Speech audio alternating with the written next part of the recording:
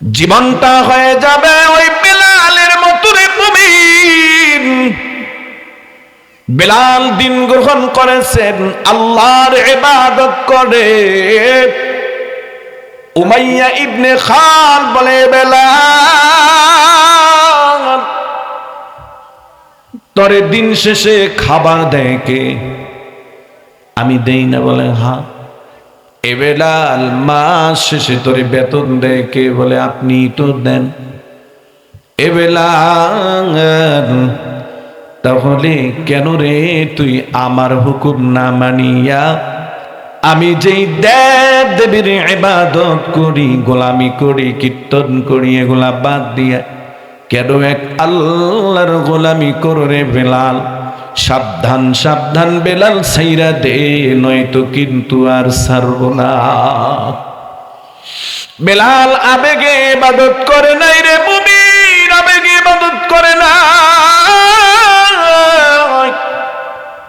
বেলাল ইবাদত করেছে আমার আল্লাহকে চিনা, আমার রাসূলকে চিনে জেনে বুঝে বেলাল ইবাদত করেছে। এজন্য উমাইয়া ইবনে খালফ বেলালকে বলল, বেলাল সেদিন না সতর্ক করলাম, এরপরেও কেন আল্লাহর ইবাদত করো, আল্লাহর জিকির করো, এরপরেও কেন লা ইলাহা ইল্লাল্লাহর জিকির করো? বেলাল সাবধান, ওই আল্লাহর নাম ছাড়, তোরে কিন্তু নাইলে ছাড়বো না। বেলাল ডাক দিয়া বলে, রে উমাইয়া ইবনে খালফ, আমি বেলাল দুনিয়ার সব ছাড়তে পারি, কিন্তু না না না, সেই আল্লাহর গোলামি আমি করি। সেই আল্লাহ আমাকে দুনিয়াতে পাঠাইছে, যে আল্লাহ আমাকে জীবন দিয়েছে, যে আল্লাহ আমাকে রিজিক দিয়েছে, যে আল্লাহ আমাকে দেখার মতো দুইটা চক্ষু দিয়েছে, যে আল্লাহ আমাকে বলার মতো একটা মুখ দিয়েছে, যে আল্লাহ আমাকে পাও দিয়েছে হাঁটার মতো, যে আল্লাহ আমাকে দুইটা কান দিয়েছে শ্রবণ করার মতো, না না, এ আমার আরশিনগর মিদাকান্দি এলাকার মুসলমান, এই পৃথিবীতে যে মানুষটাকে আল্লাহ তাআলা অন্ধ পায়রা বধির আর লুলা করে দুনিয়াতে পাঠাইলো, পৃথিবীর কোন ডাক্তার, কোন ডক্টর, কোন মানুষ টাকার বিনিময় এই অঙ্গগুলো ফিরিয়ে দেওয়ার ক্ষমতা রাখে না। কারণ আমার আল্লাহ এই সব কিছু দান করেছে, ঠিক না বেঠিক? জোরে কর। বেলাল ডাক দিয়া কয়, রে উমাইয়া ইবনে খালফ, প্রয়োজনে আমার জীবন নিতে পারো গো, না না না না না, আমি আল্লাহর ইবাদত ছাড়ব না। উমাইয়া ইবনে খালফ বেলালের উপরে রাগ হয়ে গেলেন, ঘোড়ার পিছনে বেলালকে বেঁধে দিলেন, এরপরে মরুভূমির ভিতর দিয়ে বেলালকে টানে, বেলালের গা দিয়ে রক্ত ফিনকি দিয়ে বের হয়।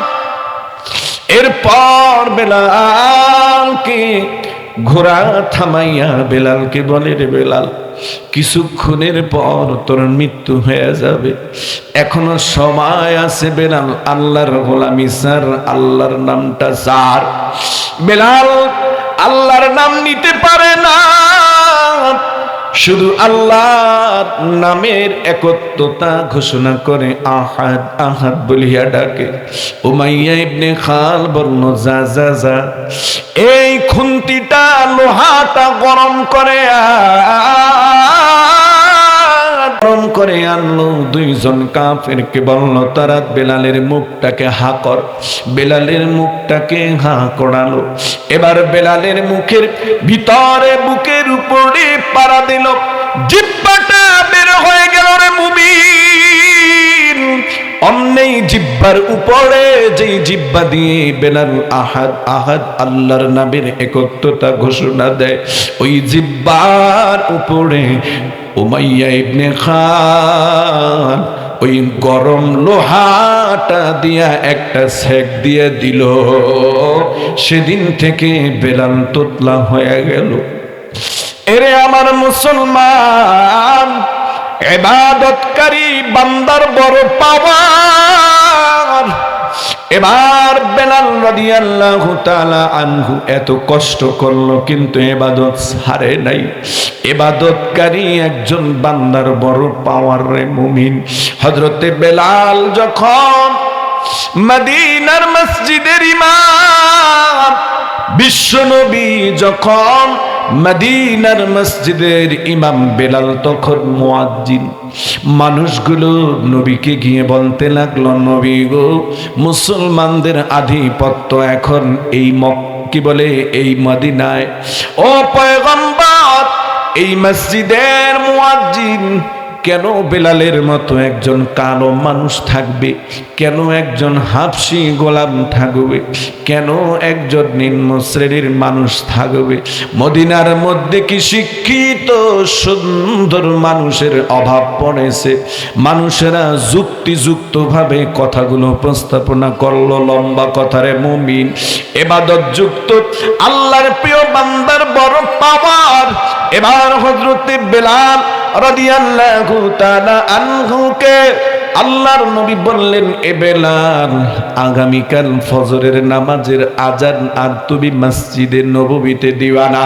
নতুন মুয়াজ্জিন রাখা হয়েছে রে বেলাল, নতুন মুয়াজ্জিন আজান দিবে।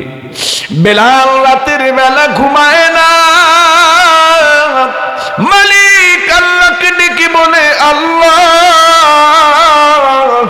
আমি তো কালো নিজে হই নাই, আল্লাহ তুমি বানাইছো কালো। আমি যে খাটো নিজে হই নাই, তুমি বানাইছো খাটো। আমি যে গরিব নিজে হই নাই, তুমি বানাইছো গরিব। তবে তোতলা হয়েছি কেন? পৃথিবীর কোনো মানুষ জানুক আর না জানুক গো মালিক, তুমি আল্লাহ জানো। ও আল্লাহ, আমাকে উমাইয়া ইবনে খান তোমার নামের জিকির করার কারণে জিহ্বার মধ্যে আগুন দিয়া গরম করিয়া লোহা পুরিয়া শাক দিয়েছে। সেদিন থেকে আমি বেলাল আর সুন্দর করে আশহাদু বলতে পারি না, কেমন যেন আশহাদু বলে। আল্লাহ তাআলা বেলালের ফরিয়াদকে কবুল করলেন রে মুমিন। সুন্দর কণ্ঠে নতুন মুয়াজ্জিন এসে আজান দিল। ঘন্টার পর ঘন্টা পার হয়ে যায়, কেমন যেন আর সকালবেলা বেলালের আজানের মতো পাখিগুলো কিচির মিচির করে না, পূব আকাশ কেমন যেন আর ফর্সা হয় না। জিব্রাইল চলে আসলো নবীর কাছে, নবী গো, আল্লাহ তাআলা জানতে চেয়েছেন প্রতিদিন ওই মসজিদ নববীতে আজানের শব্দ হয়। বেলাল আজান দেয়, আমরা আরশ বহনকারী ফেরেশতারা আজানের শব্দ শুনতে পাই। আজকে কেন আজানের শব্দ শুনতে পাওয়া গেল না গো নবীজি?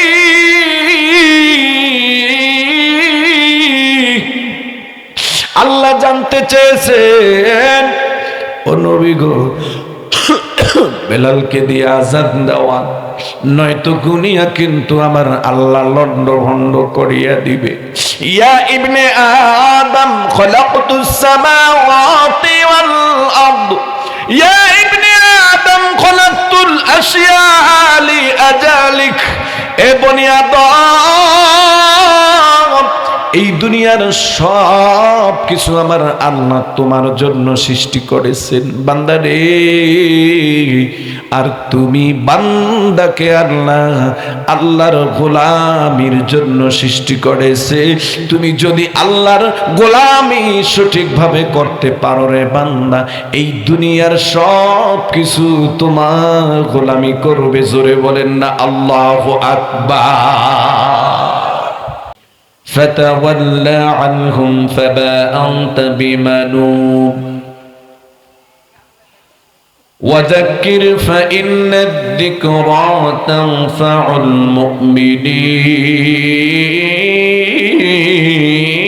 المؤمنين وما خلقت الجن والإنس إلا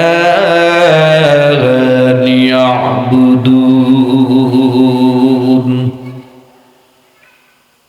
আল্লাহ তাআলা বলেন, হে নবী তুমি ওদেরকে উপেক্ষা করো, এটা তোমার জন্য দোষের কিছু নয়, কিন্তু তুমি তাদেরকে উপদেশ দিতেই থাকো। যাদের কপাল ভালো ওই মুমিন বিশ্বাসীদের তোমার উপদেশে তাদের উপকার হয়ে যাবে। আল্লাহ তাআলা পরের আয়াতে বলেন, ওয়ামা খালাকতুল জিন্না ওয়াল ইনসা ইল্লা লিয়াবুদুন। আমি জিন এবং মানুষ জাতিকে একমাত্র আমার ইবাদত করার জন্য সৃষ্টি করেছি। মুসলমান ভাইরা আমার, আল্লাহ রাব্বুল আলামিন এই আয়াতটি নাজিল করলেন যখন বিশ্বনবী সাল্লাল্লাহু আলাইহি সাল্লামের উপরে আল্লাহ তাআলা আদেশ করলেন, ওগো আমার প্রিয় নবী, ওয়াআযিরু আশীরাতাকাল আকরাবিন, ও হাবিবি গো আপনি আপনার নিকটতম আত্মীয় স্বজনদের কাছে দ্বীনের দাওয়াত দেন। আল্লাহ রাব্বুল আলামিনের হাবিব আল্লাহর পক্ষ থেকে আদেশিত হয়ে দ্বীনের দাওয়াত দিতে লাগলেন। গোপনে গোপনে দ্বীনের দাওয়াত দিতে দিতে 3টি বছর অতিক্রম করলেন আল্লাহর পয়গম্বর। এরপরে আল্লাহ তাআলা যখন এই আয়াত নাজিল করলেন, নবী গো আপনার নিকটতম আত্মীয় স্বজনদেরকে আপনি দাওয়াত দেন। এবার আল্লাহর নবী সাফা মারওয়া পাহাড়ের বাতহা নামক উঁচু একটি জায়গায় উঠলেন। আল্লাহর নবী তার নিকটতম আত্মীয় স্বজনদেরকে ডাক দিলেন, ইয়া আইয়ুহান নাস,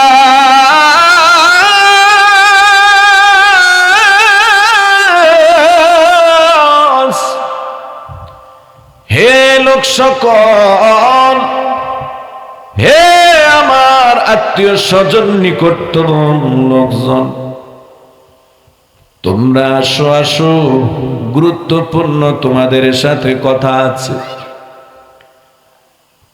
মক্কার আশেপাশে লোকদের মধ্যে আলোড়ন সৃষ্টি হয়ে গেল, কে ডাকে রে? আল্লাহর নবীর ডাকে সাড়া দিয়ে মানুষজন বলতে থাকে, ডাকে আর কেউ নয়, আমাদের আল আমিন আমাদেরকে ডাকে। যুবকেরা বলতে লাগলো, মক্কা নগরীর সবচাইতে প্রিয় ভালো মানুষটি আমাদের আহ্বান করছে।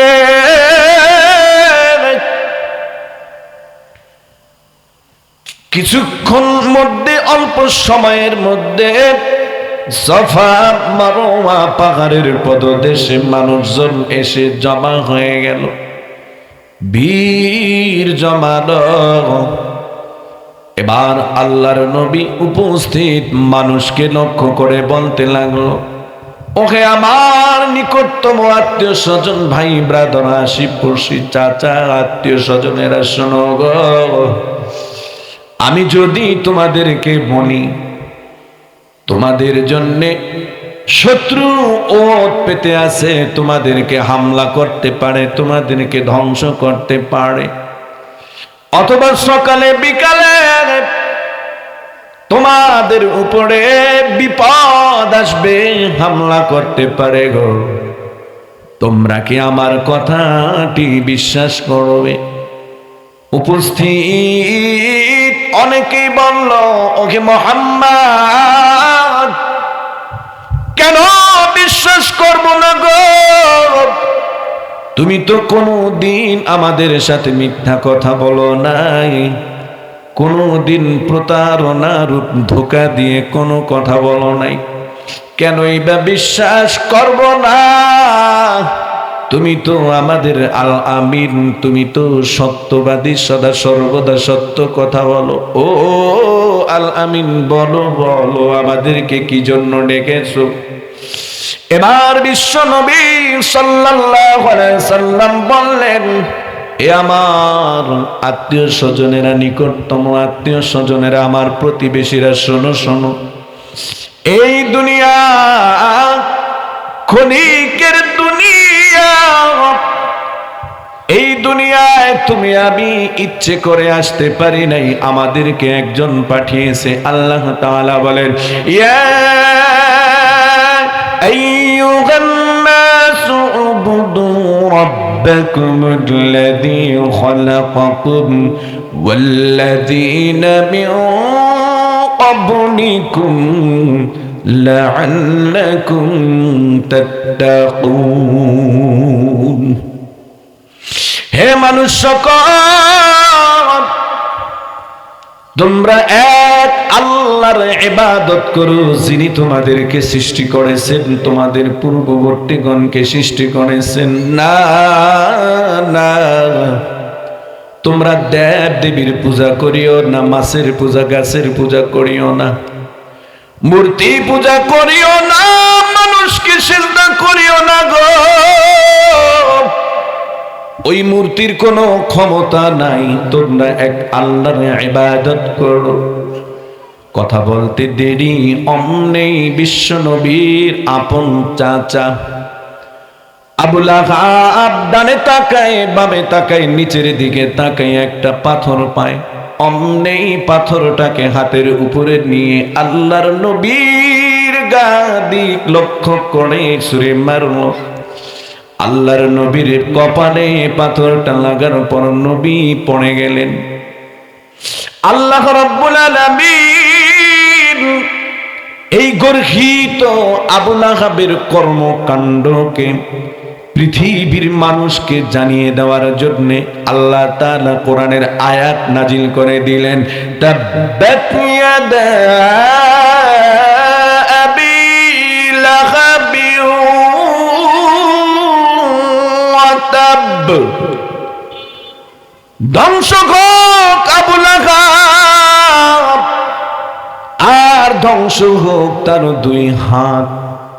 আমার ভাইরা, যে মানুষগুলো মক্কা নবীকে আল আমিন ডাকত, যে মানুষগুলো নবীর কাছে আমানত রাখত, যখন নবী প্রকাশ্যে দ্বীনের দাওয়াত দিতে লাগলেন, আল্লাহর নবীকে পাগল পাগল করে তাড়াইয়া দেয়।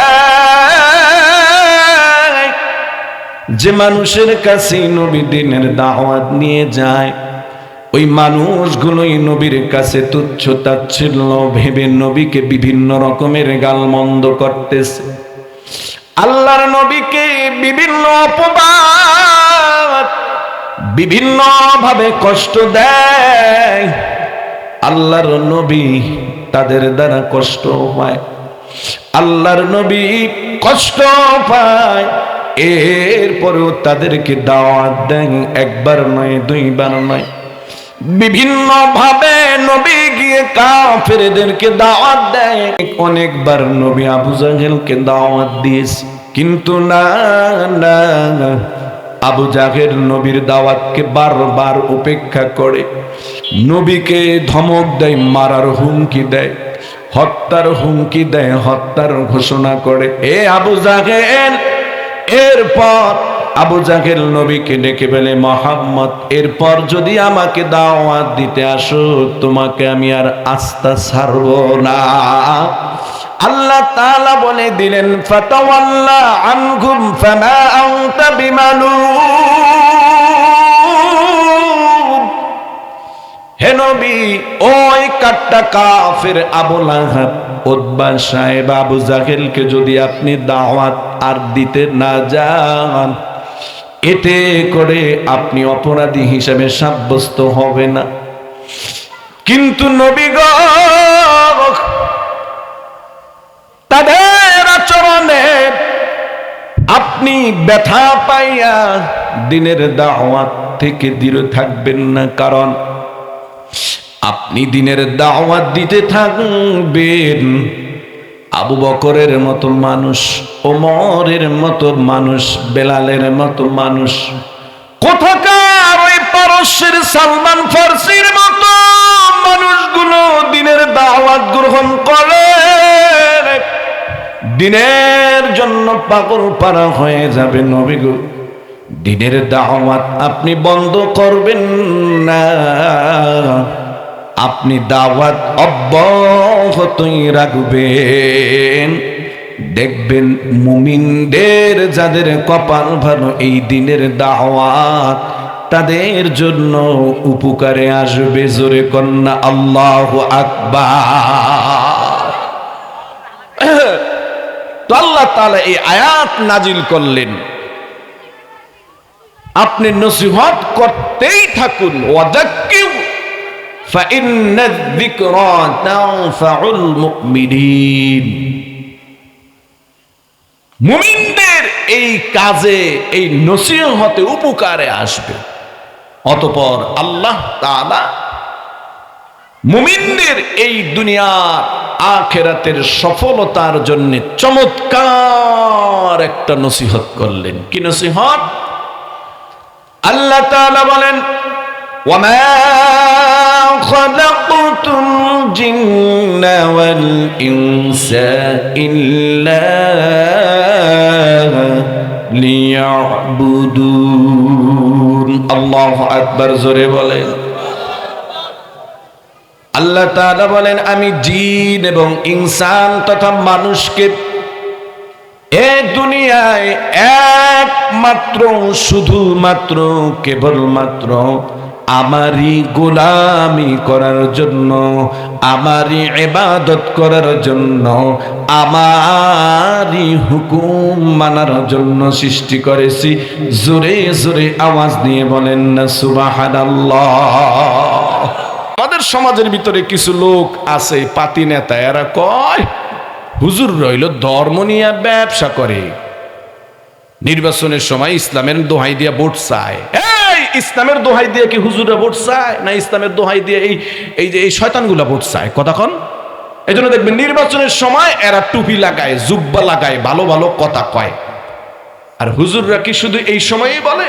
না, হুজুররা 12 মাস 13 কাতি সব সময়ই মাথায় টুপি থাকে, জুব্বা থাকে, দিনের কথা বলে, ইসলামের কথা বলে। ঠিক না ঠিক? জোরে বলে। তাহলে আলোচনার দ্বিতীয় স্টেপ, তৃতীয় স্টেপ, ইবাদত করার সময় কার খেয়াল থাকবে? কার জন্য ইবাদত হবে? জোরে বলেন, কার জন্য? ওয়ামা উমিরু ইল্লা লিয়াবুদুল্লাহা মুখলিসিনা লাহুদ্দীন। দিনের এমন কোন হুকুম, আহকাম, বিধান নাই যে আল্লাহর সন্তুষ্টি বাদ দিয়ে তুমি কারো সন্তুষ্টির জন্য করবা। তাহলে ইবাদত করব কার সন্তুষ্টির জন্য? এবার আসেন, ইবাদতের পরিসীমাটা কতটুকু?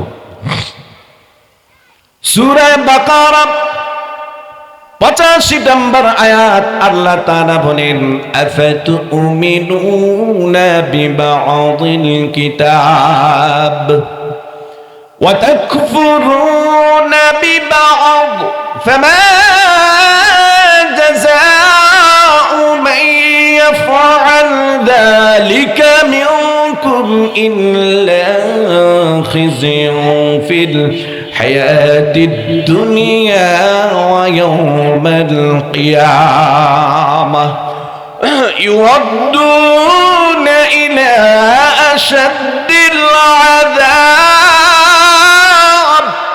ওয়া মাল্লাহু বিগাফিলিন আম্মা তা'মালুন।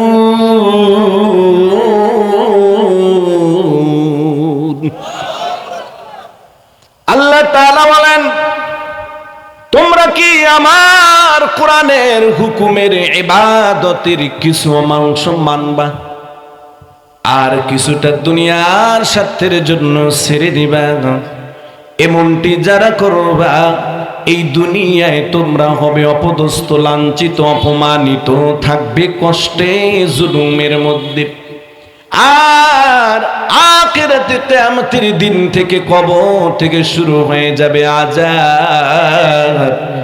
এত এত কঠিন আযাব, যেই আযাবের কোনো শেষ নাই। তোমরা যা কিছু করো, কি জন্য করো, আমার আল্লাহ সবই জানে। কি জানে না? জোরে কর। তুমি যে নেতার পিছনে ঘোরো আর কাম করো না, 500-1000 টাকার জন্য গিয়া যেন ভোটের সেন্টার দখল করে অন্যায় ভাবে ভোটগুলো জুলুম করে ছিনে আনো, কেন করো আল্লাহ জানে। কি জানে না? জোরে কয় না রে। তুমি যে টেন্ডারবাজি কইরা রাস্তার মালটা, রাস্তার একটা টেন্ডার নেওয়ার জন্য সারাদিন গুড়গুড় করে নেতার পিছনে ঘোরো, কেন ঘোরো আল্লাহ জানে। কি জানে না? ঘোরো এজন্য, নেতার পিছনে ঘুরলে তাড়াতাড়ি বড় লোক হওয়া যাবে। কারণ একটা রাস্তার টেন্ডার যদি পাই 20 কোটি টাকার, মাশাআল্লাহ, ওই 20 কোটি টাকা থেকে 10 কোটি টাকা সহজেই কাম টু দা পয়েন্ট করিয়া মারিয়া দেওয়া যাইবে। ঠিক না? ঠিক জোরে বলে। আমার কথা নয়, সাবেক পরিকল্পনা মন্ত্রী, অর্থমন্ত্রী, রাষ্ট্রপতি বলছে, বাংলাদেশে যেই পরিমাণ টাকা বাজেট হয় সেই পরিমাণ টাকার 20% অনেক সময়ও কাজ হইতো না। জোরে কর নাউজুবিল্লাহ। কথা কি মিথ্যা না সত্য? আরে এবার আল্লাহ তাআলা বলেন, পৃথিবীর মানুষ, এই মানুষগুলো কেন কেন